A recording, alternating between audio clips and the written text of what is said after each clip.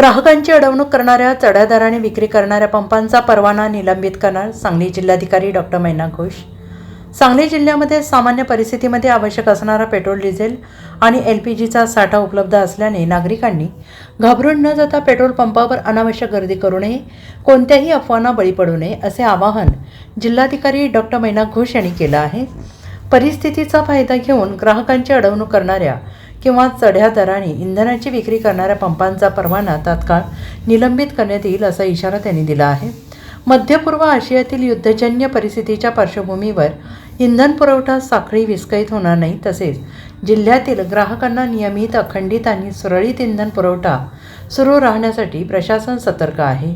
या अनुषंगाने जिल्हाधिकारी डॉक्टर मैना घोष यांनी रात्री विविध पेट्रोल पंपांना अचानक प्रत्यक्ष भेट देऊन तपासणी केली आणि सद्यस्थिती जाणून घेतली। तसेच दिनांक 20 मे रोजी पेट्रोल, डिझेल पंपधारक यांचे प्रतिनिधी आणि सर्व सेल्स अधिकारी यांची बैठक झाली।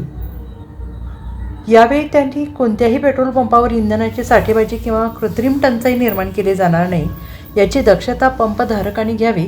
इंधनाचा काळा बाजार किंवा साठेबाजी खपवून घेतली जाणार नाही अशा सूचना दिल्या।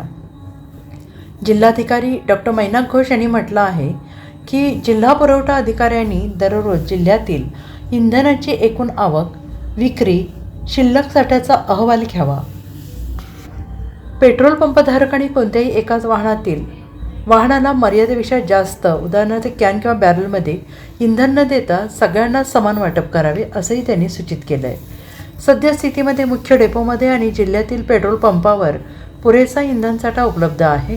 आखाती देशातील उपस्थितीमुळे सध्या थेट पुरवठ्यावर कोणतीही खंड पडलेला नाही अशी माहिती ऑइल कंपन्यांच्या सेल्स ऑफिसर्सनी बैठकीत दिली आहे। यावर सर्व सेल्स ऑफिसर्सनी त्यांच्या कंपन्यांच्या मुख्य डेपोच्या संपर्कात राहून सांगली जिल्ह्याचा इंधनाचा कोटा कमी होणार नाही आणि पुरवठा साखळीत खंड पडणार नाही याची दैनंदिन खात्री करावी अशा सूचना जिल्हाधिकारी डॉक्टर मैना घोष यांनी केली आहे। सध्या लॉकडाऊन पडणार अशी एक चर्चा नाही, असं काही नाही, हे अफवा आहे, अशी कोणतीही न्यूज नाही आहे। लॉकडाऊनचे आता शासनाकडून किंवा कुठेही आपण जर बघितलं असाल तर अशी कोणतीही सूचना नाही आहे आणि लॉकडाऊनचे काही विषयच नाही। विश्वास ठेवू नये लोक तुम्ही विश्वास, फक्त अफवावर विश्वास ठेवू नका।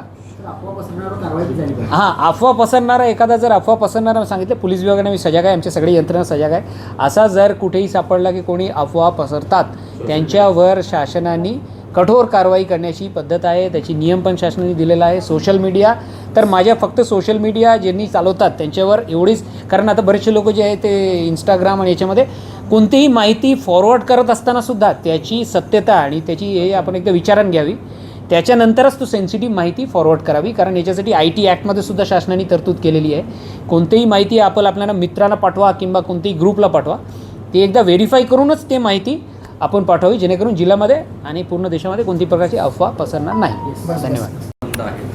यामुळे थेट शेती नाही, तसं जर काही हे असेल, जर माहिती असेल, नाही, त्याच्यामध्ये 2-3 विषय आहे। त्याच्यामध्ये जर समजा इतर कोणतेही कारणास्तव जुन्या काळापासून जर काही पंप त्यांची काही अंतरीण कारणास्तव ते खाजगी कंपनीने बंद केले असेल, त्याच्याबद्दल मला टिप्पणी करता येत नाही।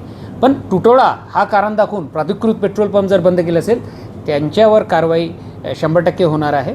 पण ते अगोदर त्यांची एक माहिती जर आम्हाला प्राप्त झाली, नेमकं कोणते पंप याच्याबद्दल ते त्याच्या माहिती देत आहेत, आम्ही चौकशी करून त्याच्यावर कारवाई करणार। सांगली जिल्ह्यामध्ये केंद्र शासन आणि राज्य शासनाच्या सूचनाप्रमाणे कोणत्याही प्रकारचे तुटवडा किंवा हे होऊ देणार नाही। फक्त मला सांगलीकरची एक विनंती राहील की आपण कोणतेही अफवाचे बळी न पडता आपण जे आहे हे स्टोअर करण्याची जी एक आहे पद्धत ते आपण करू नका। कारण हे पॅनिक जर एकदा क्रिएट झाले तरी पूर्ण जिल्ह्यामध्ये तो पॅनिक पसरतात आणि त्याच्यामुळे कृत्रिम तुटवडा हे निर्मिती होतात। त्याच्यामुळे कोणतीही कमतरता नाही आहे, आपल्या जेवढ्या आवश्यकता आहे आणि कारण शासनाची धोरण जसे आहे त्याप्रमाणे आपण हे सगळे जे सार्वजनिक सुविधा आहे त्याचे लाभ आपण घेऊ शकतात। Bureau report SBN Marathi Sangli.